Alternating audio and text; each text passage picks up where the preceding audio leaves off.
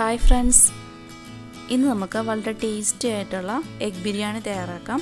അതിന് മുന്നേ ഒരു കാര്യം, ആരെങ്കിലും എൻ്റെ ചാനൽ ആദ്യമായിട്ടാണ് കാണുന്നുണ്ടെങ്കിൽ സബ്സ്ക്രൈബ് ചെയ്യാൻ മറക്കരുത്.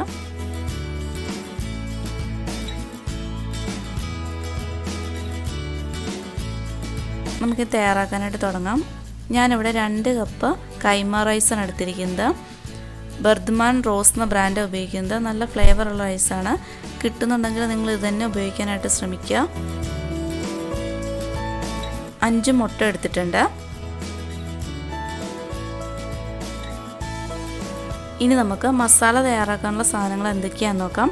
ഞാൻ മൊത്തത്തിൽ ഇവിടെ 5 സവാള എടുത്തിട്ടുണ്ട്. അതിൽ 2 സവാള വറുത്തെടുക്കാൻ വേണ്ടിയാണ്. ഒരു വലിയ തക്കാളി, വളരെ ചെറിയ കഷ്ണം ഇഞ്ചി, ഒരു 6 അല്ലി വെളുത്തുള്ളി, 2 പച്ചമുളക്, കുറച്ച് മല്ലിയിലയും കുറച്ച് പുതിനയിലയും, പുതിനയില വളരെ കുറച്ച് മതി, 1 ടീസ്പൂൺ മുളക് പൊടി, 1/4 ടീസ്പൂൺ മഞ്ഞൾപ്പൊടി, 1.5 ടേബിൾ സ്പൂൺ ബിരിയാണി മസാലയും എടുക്കുന്നുണ്ട്. മസാല തയ്യാറാക്കുമ്പോൾ അതിലേക്ക് 3 ടേബിൾ സ്പൂൺ തൈരും കൂടെ ചേർത്ത് കൊടുക്കുന്നുണ്ട്. പിന്നെ കുറച്ച് ഉണക്കമുന്തിരി, അണ്ടിപ്പരിപ്പും, ചെറുതായിട്ട് അരിഞ്ഞിട്ടുള്ള പൈനാപ്പിൾ, ആവശ്യത്തിന് എണ്ണയും നെയ്യും.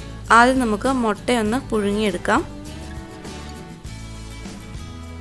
ഒരു 5 പേർക്ക് കഴിക്കാവുന്ന അളവാണ് ഞാനിവിടെ കാണിക്കുന്നത്. അതിനുശേഷം നമുക്ക് 2 സവാള വറുത്തെടുക്കാം.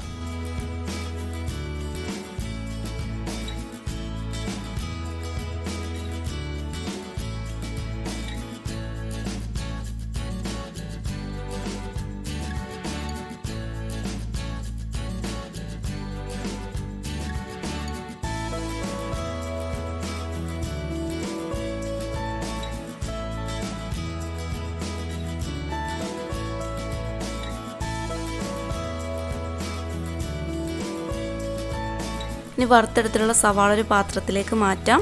ആ എണ്ണയിൽ തന്നെ അണ്ടിപ്പരിപ്പും ഉണക്കമുന്തിരിയും വറുത്തെടുക്കാം.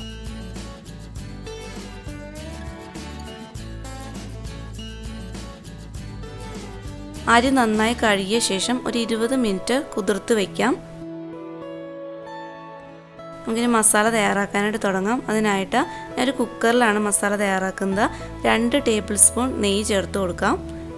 നമ്മൾ അരിഞ്ഞു വെച്ചിട്ടുള്ള 3 സവാള ചേർത്ത് നന്നായിട്ടൊന്ന് വഴറ്റിയെടുക്കാം.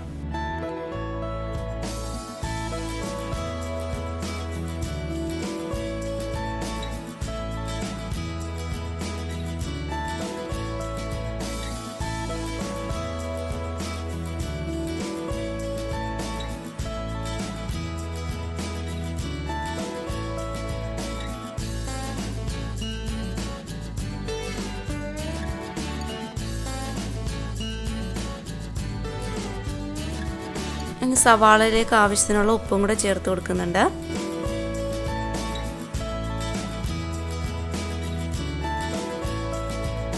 നമ്മൾ എടുത്തു വെച്ചിട്ടുള്ള ഇഞ്ചിയും വെളുത്തുള്ളിയും പച്ചമുളകും നന്നായിട്ടൊന്ന് ചതച്ച് ചേർക്കാം.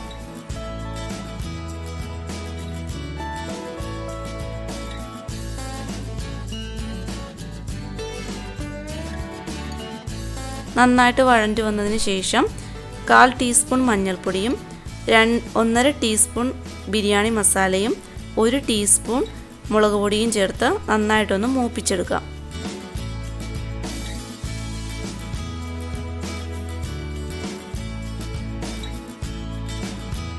നന്നായിട്ട് മൂത്ത് വന്നതിന് ശേഷം ഇതിലേക്ക് അരിഞ്ഞു വെച്ചിട്ടുള്ള തക്കാളി ചേർത്ത് കൊടുക്കാം.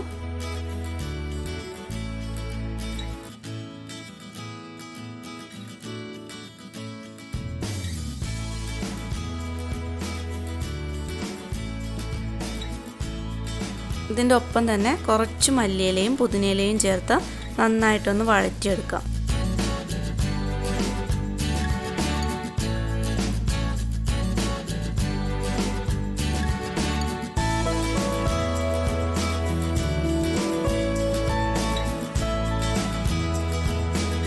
നന്നായിട്ട് വഴറ്റി വന്നതിന് ശേഷം 3 ടേബിൾ സ്പൂൺ തൈരും കൂടെ ചേർത്ത് കൊടുക്കാം.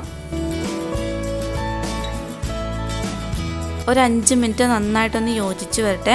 അതിനുശേഷം നമുക്ക് മുട്ട ചേർത്ത് കൊടുക്കാം.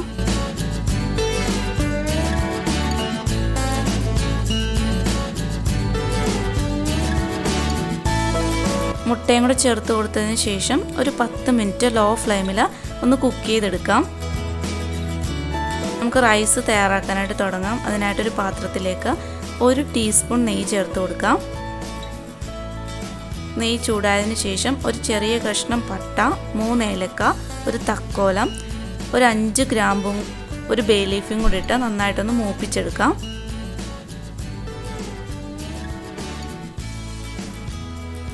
ഞാനിവിടെ 4 കപ്പ് വെള്ളം ഒഴിച്ചു കൊടുക്കുന്നുണ്ട്. 2 കപ്പ് റൈസ് എടുത്തുകൊണ്ടാണ് 4 കപ്പ് വെള്ളം ഒഴിച്ചേക്കുന്നത്. വറ്റിച്ചെടുക്കുന്ന വെള്ളം നിങ്ങൾ ഉപയോഗിക്കുന്ന റൈസ് അനുസരിച്ച് വെള്ളത്തിൽ അങ്ങോട്ടും ഇങ്ങോട്ടൊക്കെ വ്യത്യാസമൊക്കെ വരും.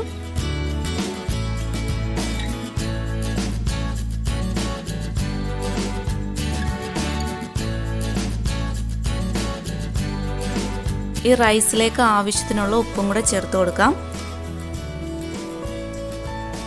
ഈ വെള്ളം ടേസ്റ്റ് ചെയ്ത് നോക്കുമ്പോൾ ഉപ്പ് അല്പം മുന്നിട്ട് നിൽക്കണം. എന്നാൽ മാത്രമേ റൈസ് വെന്ത് വരുമ്പോൾ ഉപ്പുണ്ടാവത്തുള്ളൂ. ഇനി 20 മിനിറ്റ് കുതിർത്ത് വെച്ചേക്കുന്ന റൈസ് വെള്ളം നന്നായിട്ട് കളഞ്ഞതിന് ശേഷം ഇതിലേക്ക് ചേർത്ത് കൊടുക്കാം. നന്നായിട്ടൊന്ന് തിളച്ചതിന് ശേഷം ഒരു 5 മിനിറ്റ് മതി ഈ റൈസ് ഒന്ന് വെന്ത് കിട്ടാനായിട്ട്. ഇപ്പോൾ റൈസെല്ലാം നന്നായിട്ട് വെന്ത് വെള്ളമെല്ലാം വറ്റി വന്നിട്ടുണ്ട്.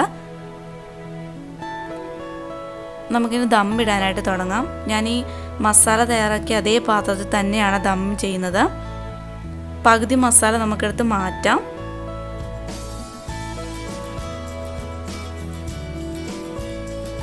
ഇതിലേക്ക് നമ്മൾ വറുത്ത് വെച്ചിട്ടുള്ള സവാളയും അണ്ടിപ്പരിപ്പും മുന്തിരിയും കുറച്ച് മല്ലിയിലയും പുതിനയിലയും ചേർത്ത് കൊടുക്കാം.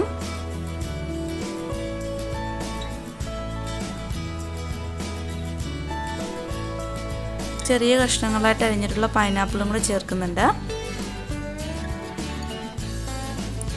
ആദ്യത്തെ ലെയർ റൈസ് ചേർത്ത് കൊടുക്കാം.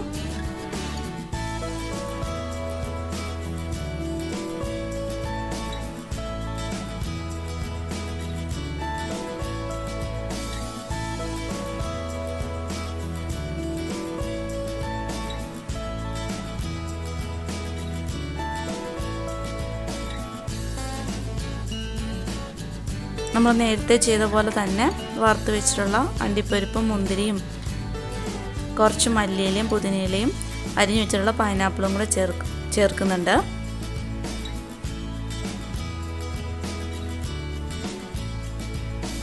കുറച്ച് റൈസും കൂടി ഇട്ടതിന് ശേഷം അതിൻ്റെ മുകളിലേക്ക് മസാല ഇട്ട് കൊടുക്കാം.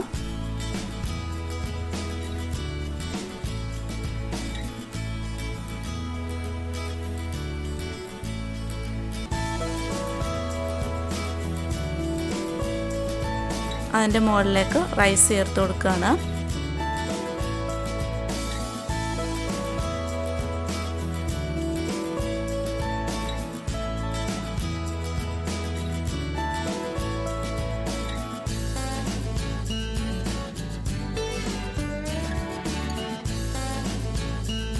നമുക്ക് ആവശ്യമുണ്ടെങ്കിൽ കുറച്ച് നെയ്യും കൂടി ചേർത്ത് കൊടുക്കാം. ഞാൻ വളരെ കുറച്ച് നെയ്യ് ഉപയോഗിക്കുന്നുള്ളൂ. ഞാൻ കുക്കറിലാണ് ദം ചെയ്യാൻ പോകുന്നത്. ഇനി വെയിറ്റ് എടുത്ത് മാറ്റിയതിന് ശേഷം ഒരു 20 മിനിറ്റ് വളരെ ചെറിയ തീയിൽ ദം ചെയ്തെടുക്കാം. ഇപ്പോൾ 20 മിനിറ്റ് കഴിഞ്ഞിട്ടുണ്ട്. ഞാൻ കുക്കർ തുറക്കുകയാണ്. ഇപ്പോൾ ബിരിയാണി എല്ലാം നല്ല കറക്റ്റായിട്ട് വന്നിട്ടുണ്ട്. നമുക്ക് സെർവിങ് പ്ലേറ്റിലേക്ക് മാറ്റാം.